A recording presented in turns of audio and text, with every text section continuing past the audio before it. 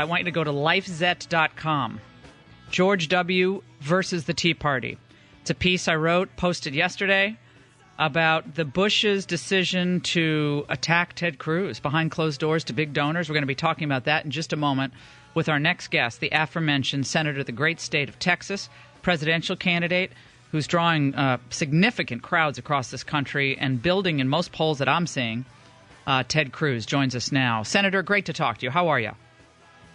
Laura, I'm doing terrific. Great to be with you. That event yesterday on Sanctuary Cities on Capitol Hill, in my mind, crystallized what's wrong in Washington. The basic duties of the federal government not being fulfilled and, in fact, being impeded, as you referenced. Are you getting the support that you need in the Senate to actually take a principled stand against this, given the fact that apparently that Sanctuary Cities bill was blocked? Well, it was, and it was a moment of clarity because the Democrats, at least when they campaign, they claim that they support securing the border, and yet you saw the Democrats in a party line vote block a bill. It was a very simple bill that was on the Senate floor. What it did is it denied federal funds to sanctuary cities that actively defy federal immigration laws, and it included within it Cates Law, which is the law I introduced in the Senate, that provides that if an illegal alien reenters and he's an aggravated felon, that he has a mandatory 5-year prison sentence. And the Democrats over and over again gave speeches about how immigrants are wonderful people, which has nothing to do with cities that are inviting violent criminal felons and illegal aliens to their city.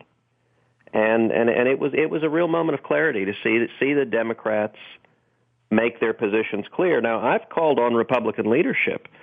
We had the vote yesterday. You know, we ought to continue pressing this issue, and we ought to pass this legislation by attaching it to must-pass legislation instead of giving the Democrats the ability to block it. I think leadership has very little interest in doing that, but that's what we should be doing. Another issue, before we get to what the establishment apparently has in store for you, Paul Ryan, of course, issued his list of demands for considering the speakership, and I know that's the other chamber, and you might not want to get into that all that much. But on the substance, given the fact that you decided to oppose the fast-track trade authority for Obama and the fact that the Trans-Pacific Partnership deal looks like it's already cooked into the books, I want to play for you something that Paul Ryan said in June on trade. I think the president on this particular issue is right, and therefore I think this is good for our country, good for the people I represent. Trade is very important for America. Why would I, as a conservative, give President Obama a win? Yeah. The perception is that Trade Promotion Authority is Congress granting authority to the executive. It's far from it. It's actually quite the opposite. It says more accountability, more transparency, congressional involvement, and Congress has the final say on trade agreements. Is that true in this current trade scenario, Senator? Well, we're going to have before Congress the TPP, and we're going to have an opportunity to see just how true that is or not. At this point, the text still has not been made public. He said it was transparent, Senator. He said it's transparent, and Congress is going to have all this ability to review and revise. Orrin Hatch, a few days ago, apparently said he's livid because they actually aren't going to have that input, and that the negotiating rules, all of it was already cooked. Well, we will see when the TPP text becomes public. It has not yet become public, so I have not read the final text yet, and we're not going to vote on it until it has been under the terms of the law. Congress is not going to vote on it until the text is public for 60 days. And so, listen, I have some real skepticism about TPP. I want to wait and read it first before making a final decision. But the behavior of the Obama administration has been so untrustworthy for 6.5 years that I'm going to be very interested to see what the text of this agreement is, what it does, if anything, to undermine our immigration laws, what it does, if anything, to undermine our sovereignty. And then those are both going to be questions I know you're going to look at, I'm going to look at, an awful lot of people are going to look at very closely when the text is made public. Senator, this is what New York Times reporter Jeremy Peters said yesterday on my program. If Ted Cruz continues to rise, if he becomes kind of one of the last men standing, as a lot of smart tacticians think he will. You are going to see the Washington establishment, the people who serve in the Senate, the Republicans who serve in the Senate with Ted Cruz, campaign against him. They will go to, I've been told this by Republican senators myself, they will go to those states where Ted Cruz is gaining in popularity, and they will say, do not elect this guy. Your reaction, could you give us some insight as to who those people are?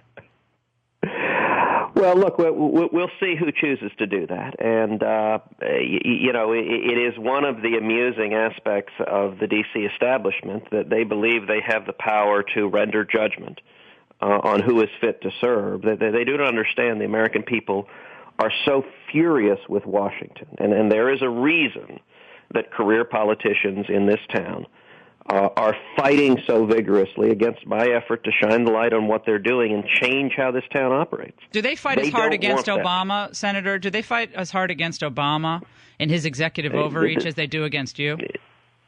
Not even close. They don't fight at all against Obama. Right now, Republican leadership spends all of their time fighting to defeat conservatives.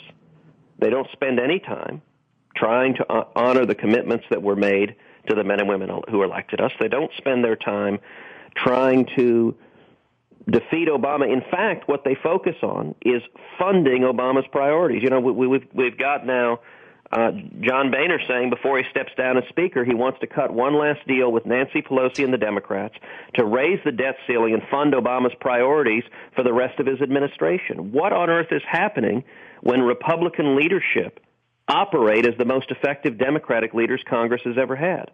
That's the situation. And the reason they're ticked off with me is because I say it out loud.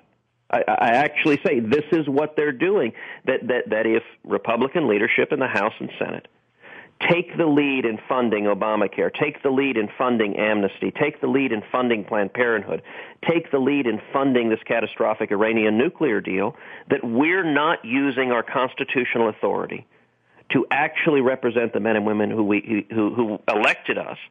And just as importantly, they're not honoring the promises they made when they were running for office. What I urge everyone in Congress to do, it's not complicated. Let's do in 2015 what we said we would do in September, and October, and November of 2014. Washington does not want to do that, and they're furious that anyone would dare highlight. You're the enemy, but you're the enemy. I have heard this and behind closed doors. You are their enemy. And I will say, when the answer to your rise in the polls, Trump and Carson, your rise, Trump, Carson's rise, their answer is, we're going to put Paul Ryan up as Speaker, and he's not going to work weekends or campaign for people. I mean, did you ever work weekends as a summer associate or as an associate in a law firm, Senator? Yeah, Laura, as you know, I've worked weekends pretty much my entire life and continue to today. And you know what the American people do? I mean, look, I had two jobs to pay my way through college because my parents went bankrupt when I was in high school. But here's the sad reality. Washington is working. It's just not working for us. It's working for the Washington cartel, for the lobbyists. It's growing and growing and growing in power. And the reason we have this fairly amazing Republican primary that we have is people want someone to stand up to Washington. And I think the reason our campaign is getting so much momentum is they're naturally asking the follow-up question, okay, who actually has stood up to Washington, not just to Democrats, but to leaders in their own party. And Ted Cruz, it is great to talk to you. I mean, we'll hold him over if he can stay. I'm not sure if he can. You're listening to The Laura Ingraham Show. Ted Cruz. Thanks for listening to this podcast excerpt of The Laura Ingraham Show. If you'd like to receive podcasts of our complete shows, go to lauraingraham.com and sign up to become a member of Laura 365. Our Laura 365 members get commercial-free streams and podcasts of our shows every day we're on the air. And also, you can listen to the last 30 days of The Laura Ingraham Show. Be ahead of the curve. Join Laura 365.